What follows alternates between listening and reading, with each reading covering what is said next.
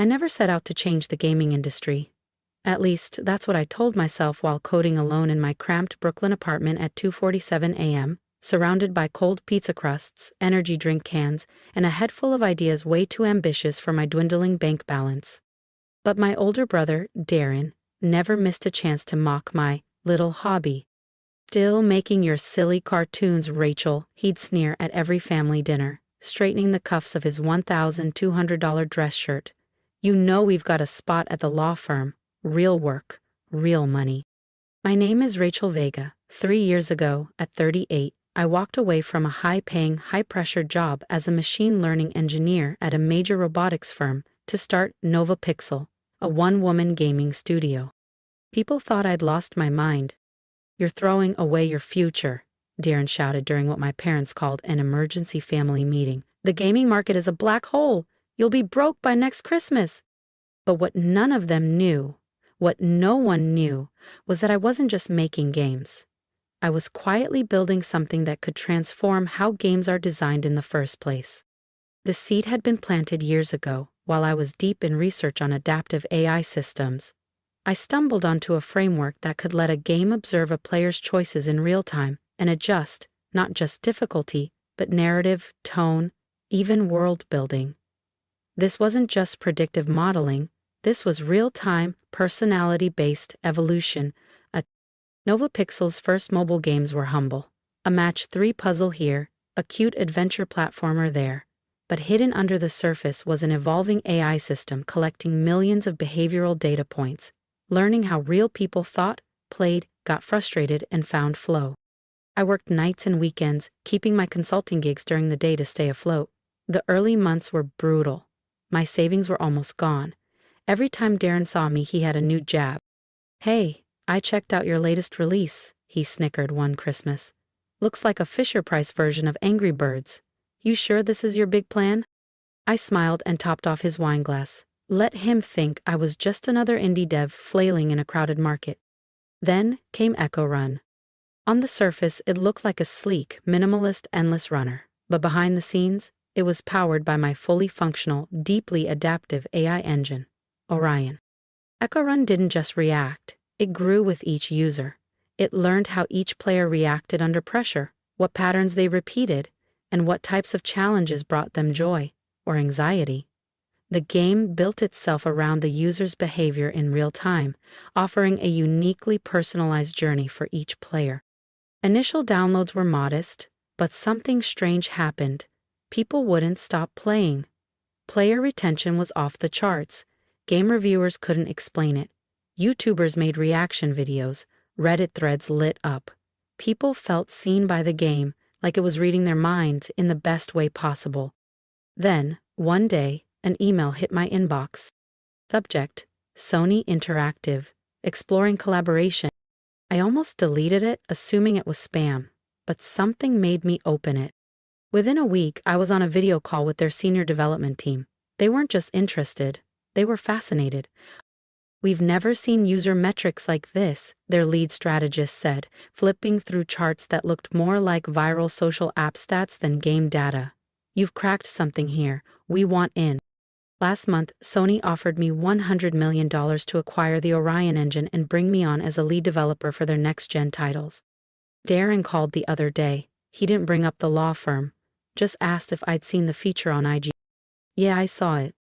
They're having completely different experiences. It's like each person is playing a unique game." I sat back, arms crossed, quietly watching the Sony team puzzle it out. One of their senior technical directors squinted at the architecture layout on my screen. His jaw dropped a little. "This structure," he muttered, pointing at the branching AI logic. "Wait, this isn't just a game, is it?" I smiled. "No, it's not." The meeting lasted 6 intense hours. By the end, their tone had shifted from polite curiosity to genuine awe. They wanted to schedule a formal presentation for the executive board. But I had one condition. "I want to do it at Lexington Partners," I said casually. There was a pause. "My brother Darren works there. He's always been very curious about my company's progress. I think he'd enjoy seeing where things stand." They agreed, probably thinking I was just being quirky or sentimental. What they didn't know was that I'd been quietly planning this moment for the last 3 years. The day of the presentation, Darren was in rare form, holding court in the sleek, glass-walled boardroom at the heart of their Manhattan office. He'd invited half a dozen of his firm's senior partners to watch his eccentric little sister pitch her phone app to a real company. "Rachel," he said with a smirk, not even trying to hide the sarcasm, "wouldn't a coffee shop have been more your speed for this kind of thing?" A few polite chuckles echoed around the room. I heard the murmurs as I set up my laptop. "Just a courtesy meeting, right? She's still doing mobile games? My niece makes better stuff in Roblox." Then the door opened. Marcus Tanaka, Sony's global head of gaming, walked in with 5 members of his executive team. Darren's smirk evaporated. "Ms. Vega," Marcus said, shaking my hand warmly, "thank you for hosting. I'll admit, it's not often we're the ones being pitched by a company we're considering acquiring." The word acquiring sucked the air out of the room. Darren's face cycled through 3 different shades of disbelief. I connected my laptop to the projector, took a breath, and began. "3 years ago," I said, "I left a stable 6-figure job to pursue something I believed could change gaming forever. Everyone thought I was reckless, naive, maybe even delusional." I glanced at Darren. "But what I've built, what my team of 1 has built, is already redefining the relationship between players and games. Ladies and gentlemen, allow me to introduce you to Echo Run and the Orion Engine." The first slide was simple, a chart showing unheard-of engagement numbers. Echo Run looks like a sleek, minimalist runner. But under the hood, no 2 players are experiencing the same game. Right now, over 2.3 million people are playing, and each one is in a game world being generated in real time by Orion. I flipped to a neural map visualization, thousands of threads representing decisions, reactions, emotions. The screen lit up with color and movement, a symphony of real-time adaptation. "The engine doesn't just tweak difficulty," I explained. "It builds custom narrative arcs, challenge sequences, even alters game mechanics based on how each player thinks and feels." One of Darren's colleagues scoffed. "Sounds like basic dynamic scaling. Every game does that." I smiled. "Let's test that." I pulled up the live developer console. "Anyone want to try it?" Darren leaned back in his chair, arms folded. "I'll play your little hobby project." "Perfect." I handed him a tablet. The rest of the room turned their attention to the wall screens, which displayed Orion's neural feedback in real time. As Darren started playing, the map exploded in activity, nodes branching, reconfiguring, responding to his hesitations, his decisions, even the pace of his swipes. "Notice how it slows slightly," I said, narrating. "It's sensed he's hesitating. Now it's adjusting terrain flow to ease him in, while subtly teaching him optimal patterns." On screen, new obstacles appeared, ones Darren was statistically likely to overcome, but still find challenging. Within 2 minutes, he was fully engaged, brow furrowed, tapping with focus. Then came the moment I was waiting for. I've never seen anything like this," he muttered, eyes still locked on the screen. "Exactly, neither had anyone else.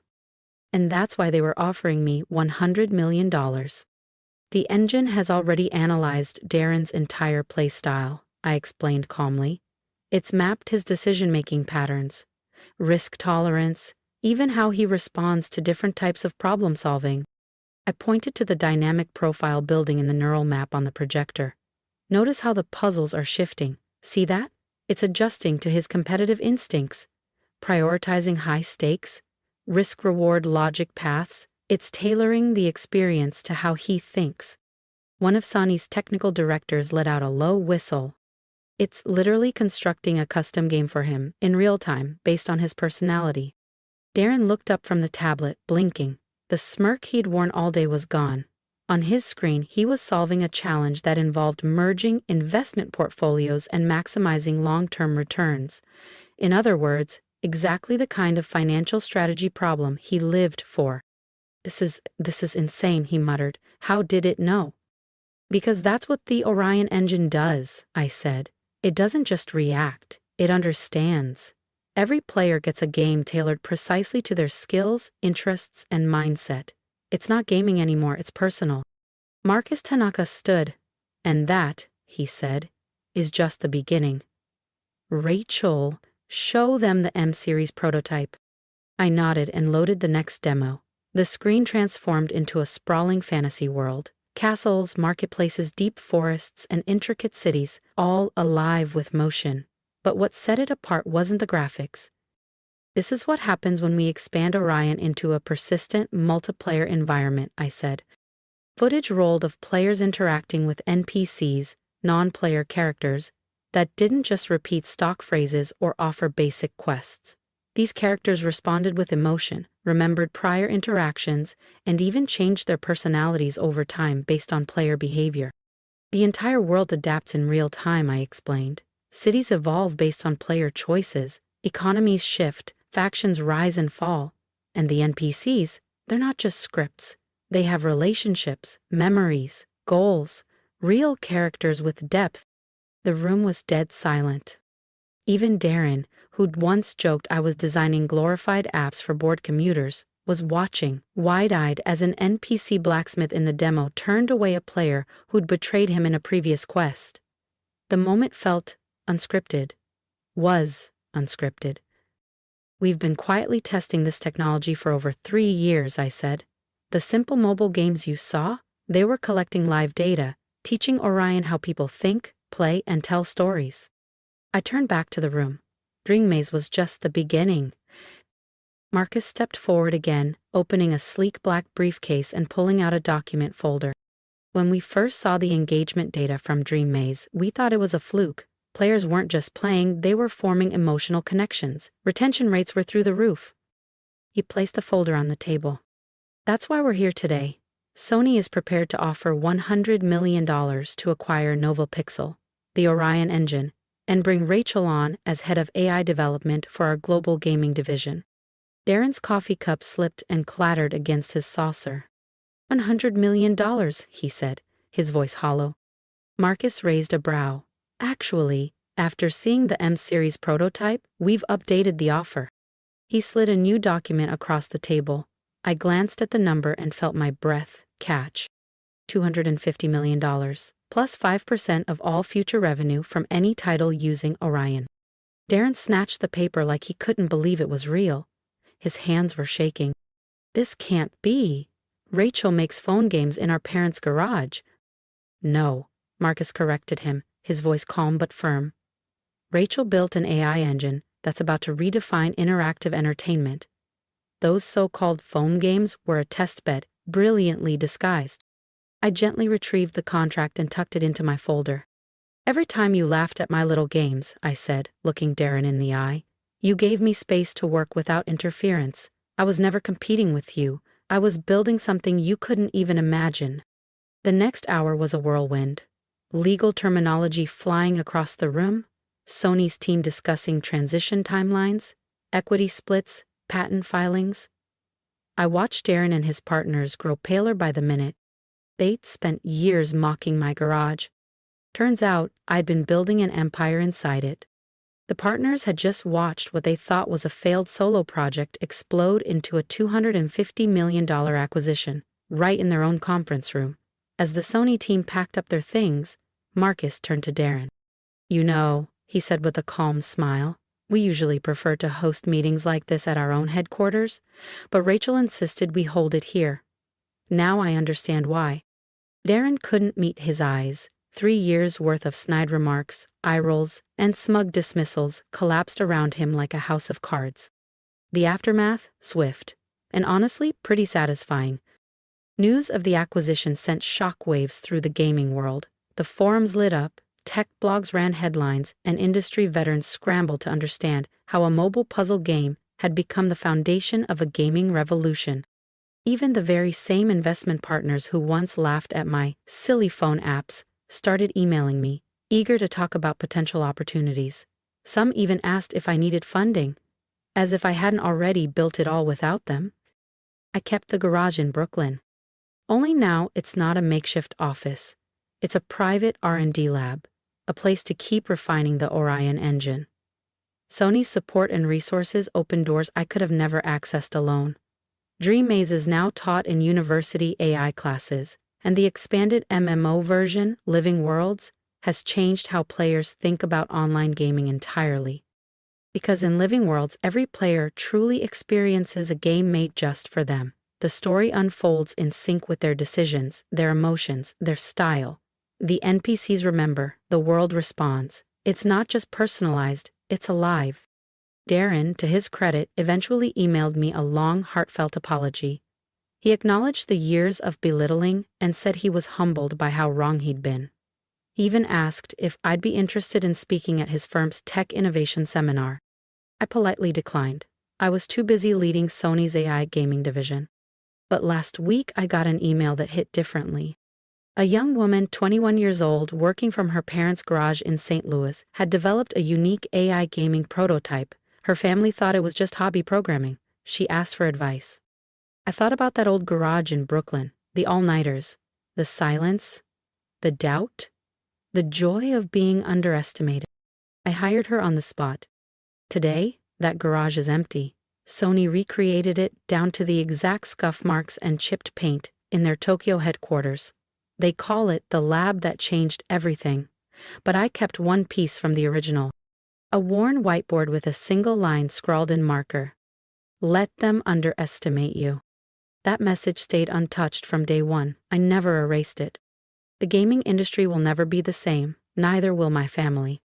At the last holiday gathering, Darren stood quietly nearby while his teenage son showed me his game prototype. Darren didn't say much, just nodded, supportive, respectful. He'd learned the hard way what judgment can cost. As for me, I'm still making games. They're just not as simple as everyone thought. The Orion engine keeps growing. It learns, adapts, evolves. Just like the people who dared to build it. And every time someone dismisses a developer working from a dusty garage, I smile. Because sometimes the biggest revolutions start in the smallest spaces. And sometimes the best revenge isn't proving them wrong. It's proving yourself right. If you've made it this far, thank you for walking this road with me. I was just a woman in her 30s, building something revolutionary in a Brooklyn garage, while the world dismissed me as a hobbyist with big dreams and no backing. But dreams, when fed with grit and belief, become reality. So if my story resonated with you, if you've ever been laughed at, underestimated, or told to be realistic, leave a comment below. Share your story. Tell me about the idea you've been afraid to chase, or the project you're building in silence. I read them, I really do, and every message reminds me why I kept going when no one believed in me. Support comes in many forms. It's a comment, a like, sharing this with someone who needs to hear it. If you believe in what I built, if you see the value in innovation that starts in unlikely places, stand with me. We're not just changing games. We're changing how people view creators, visionaries, underdogs. And here's my advice. Never let someone else's limited imagination define your potential. Keep building, keep dreaming, and never apologize for thinking bigger than the room you're standing in. Because sometimes the smallest garages hold the world's greatest revolutions.